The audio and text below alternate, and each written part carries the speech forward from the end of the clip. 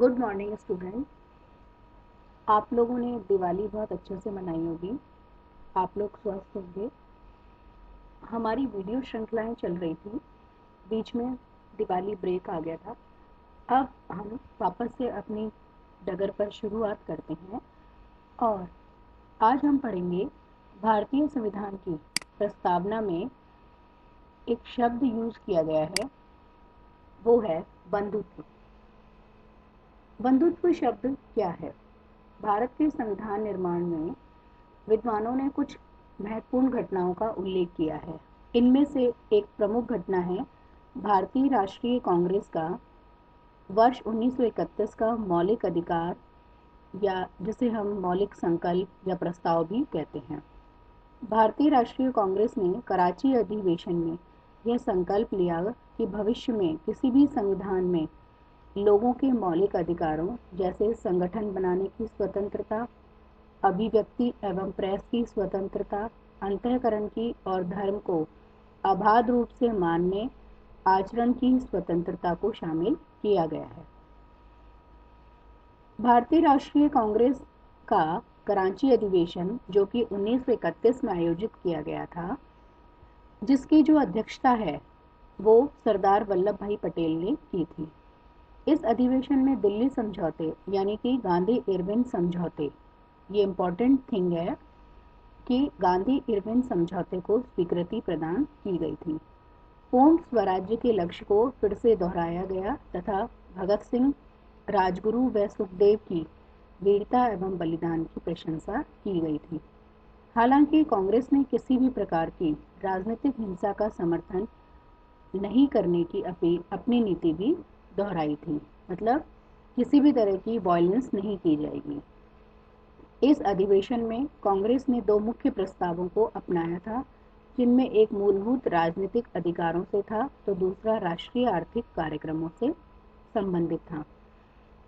मूलभूत राजनीतिक अधिकारों से जुड़े कुछ प्रस्ताव में जो प्रावधान नियत किए गए थे वो निम्नलिखित थे, जैसे अभिव्यक्ति व प्रेस की स्वतंत्रता तथा संगठन बनाने की स्वतंत्रता। दूसरा है सार्वभौमिक वयस्क मताधिकार के आधार पर चुनावों की स्वतंत्रता। तीसरा आता है सभा और सम्मेलन आयोजित करने की स्वतंत्रता। फिर आता है जाति और धर्म के प्रति राज्य का तटस्थ भेदभाव और किसी भी आधार पर, चाहे वो धर्म हो, चाहे जाति हो, चाहे लिंग के आधार पर भेदभाव किए बिना कानून के समक्ष समानता। निशुल्क एवं अनिवार्य प्राथमिक शिक्षा की गारंटी। अल्पसंख्यकों तथा विभिन्न भाषाई क्षेत्रों की संस्कृति, भाषा एवं लिपि के संरक्षण व सुरक्षा की गारंटी। ये सब क्या है कि कराची सम्मेलन में निर्धारित किया गया था। दूसरी बात आती है कि राष्ट्रीय आर्थिक कार्यक्रम से संबंधित जो प्रस्ताव पारित हुए उसमें निम्नलिखित प्रावधान शामिल थे, जैसे कि मजदूरों और किसानों को अपनी यूनियन बनाने की स्वतंत्रता, मजदूरों के लिए बेहतर सेवा शर्तें, महिला मजदूरों की सुरक्षा तथा काम के नियमित घंटे, किसानों को कर्ज से राहत और सूदखोरों पर नियंत्रण करना, लगान और मालगुजारी में उचित कटौती, प्रमुख उद्योगों, परिवहन और खदान को सरकारी स्वामित्व एवं नियंत्रण में रखने का वचन लिया गया।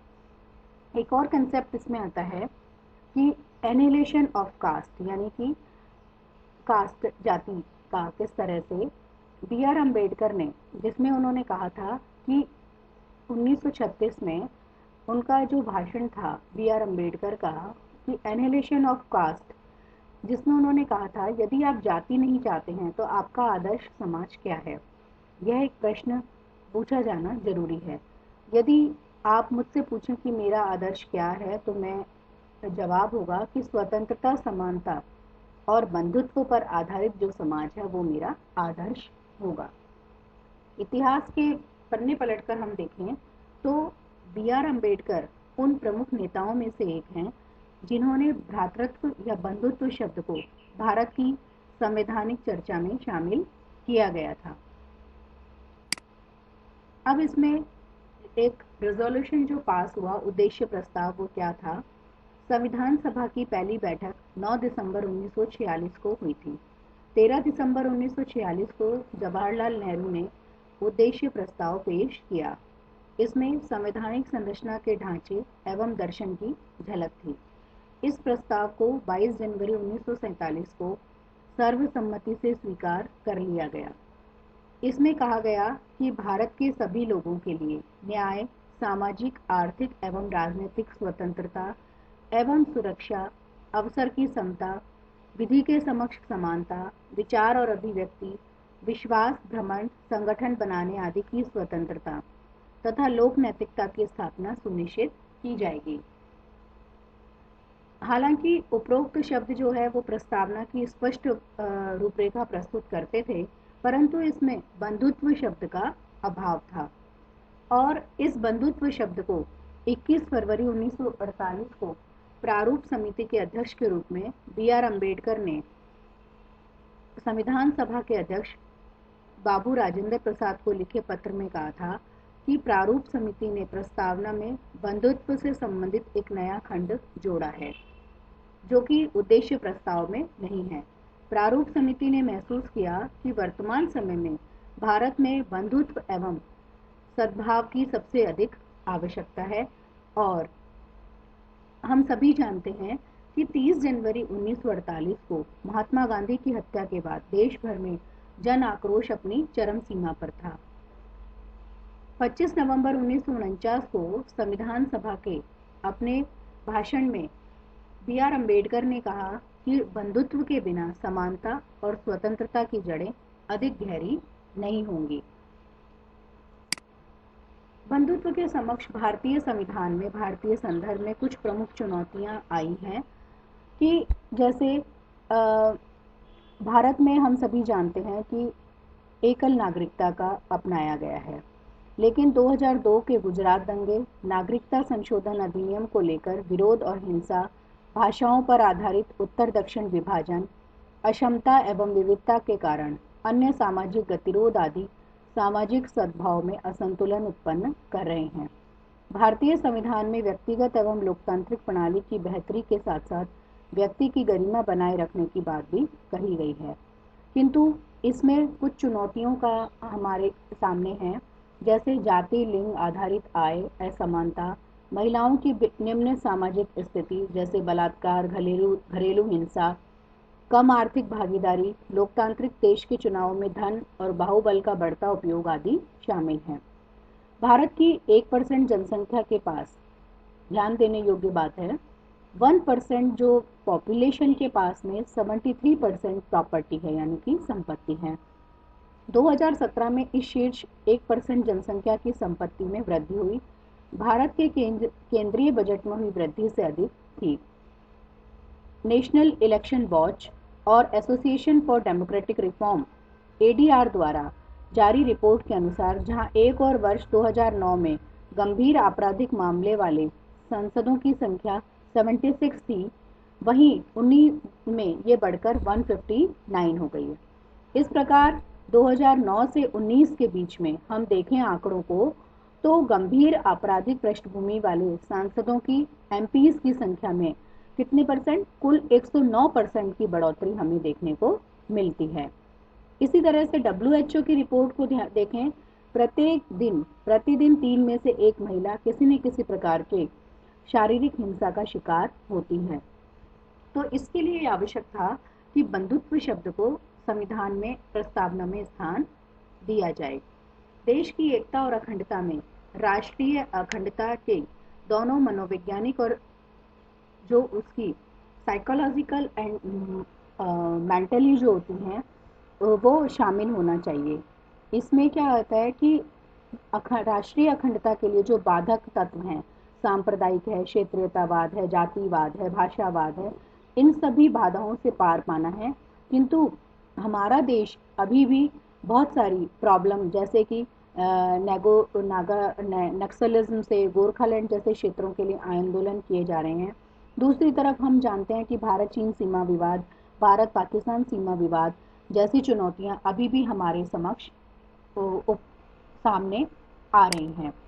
इन चुनौतियों को दूर करने के लिए, बंधुत्व की स्थापना के लिए कुछ प्रयास लगातार सरकार द्वारा किए जा रहे हैं। इनमें यह है कि जो मतभेद हैं वो दूर किए जाएं। दूसरी बात है कि अल्पसंख्यकों को बढ़ावा दिया जाए और उनको ऐसा महसूस नहीं होने दिया जाए कि वो इनसिक्योर हैं। तीसरी बात है कि अन्याय का विरोध करना चाहिए, लेकिन न्यायपूर्ण और मानवीय समाज में जो सामाजिक एकजुटता है वो प्रमुख घटक होता है। प्रत्येक वर्ष कम से कम 2 मिलियन लोगों की भूख, स्वच्छ पानी, स्वास्थ्य सेवा और आवासीय सुविधा न होने के कारण मृत्यु हो जाती है। भारत में 1943 के बंगाल अकाल में जो मरने वाले लोगों की संख्या 3 मिलियन थी। तो ये आंकड़े ये दिखाते हैं कि सामाजिक और राजनीतिक जीवन में बंधुत्व की विफलता देखने को मिलती है और इसके लिए आवश्यक है कि सामूहिक देखभाल की अवधारणा को प्रोत्साहित किया जाना चाहिए। नोआम चॉम्स्की ने टिप्पणी की है कि सामाजिक सुरक्षा का विचार मूल रूप से सिर्फ एक ऐसा विचार है जहां हमें एक दूसरे का ध्यान रखना चाहिए, भाईचारे को बढ़ावा मिलना चाहिए। हाल ही के वर्षों में मुसलमानों, ईसाइयों और दलितों को लक्षित करने वाले घृणित अपराधों के कारण जब समाज के बाकी लोग चुप रहते हैं तो समाज में भाईचारा विफल होने लगता है। इसलिए इन मुद्दों पर मिलकर आवाज उठाई जानी चाहिए जो संवैधानिक दायरे में आते हैं। निष्कर्ष के तौर पर हम ये कह सकते हैं कि स्वतंत्रता, समानता और बंधुत्व के पश्चिमी विचारों ने 19वीं सदी में भारतीय समाज के पुनर्जागरण में महत्वपूर्ण भूमिका निभाई थी। तत्कालीन भारतीय समाज में कई रूढ़िवादी धार्मिक और सामाजिक मान्यताएं प्रचलित थीं, जिनमें से कई बुराई का स्वरूप धारण कर चुकी थी। विभिन्न समाज सुधारकों ने इन्हीं बुराइयों को समाप्त करने का प्रयास किया और इनके द्वारा न केवल भारतीय समाज जागृत हुआ बल्कि उसमें राष्ट्रवाद की भावना का भी प्रसार हुआ। संविधान सभा की प्रारूप समिति के एक सदस्य के.एम. मुंशी के अनुसार व्यक्ति की गरिमा का अर्थ यह है कि संविधान में केवल वास्तविक रूप से भलाई तथा लोकतांत्रिक सिस्टम की मौजूदगी सुरक्षित करता है। इसके अलावा ये भी मानता है कि प्रत्येक व्यक्ति का व्यक्तित्व पवित्र है। वन नेशन वन स्टेट के लिए बंधुत्व एक महत्वपूर्ण तत्व है जो बड़े पैमाने पर विविधता वाले भारत जैसे देश का आपस में एक सूत्र बांधे रख सकता है, समानता और स्वतंत्रता की जड़ों को मजबूत कर सकता है। और जैसे ये माना जाता है कि जो अलग अलग धाराएं होती हैं नदियों की, वो विभिन्न दिशाओं में बहती हुई आकर के एक समुद्र में मिलती हैं, ठीक वैसे ही मनुष्य जो मार्ग चुनता है, चाहे वो अलग अलग प्रतीत होते हों, सभी का एक सर्वशक्तिमान ईश्वर है और वह एक सर्वशक्तिमान ईश्वर की ओर ले जाते हैं। वसुधैव कुटुंबकम का संदेश देते हुए सारे विश्व को एक परिवार मानने की शिक्षा देते हैं स्वामी विवेकानंद। तो इस बंधुत्व शब्द की आवश्यकता को आपने महसूस किया होगा और संविधान की प्रस्तावना में जोड़ने का जो अभिप्राय है वो आपके समझ में आया होगा। आशा है ये वीडियो आपको पसंद आया होगा। धन्यवाद।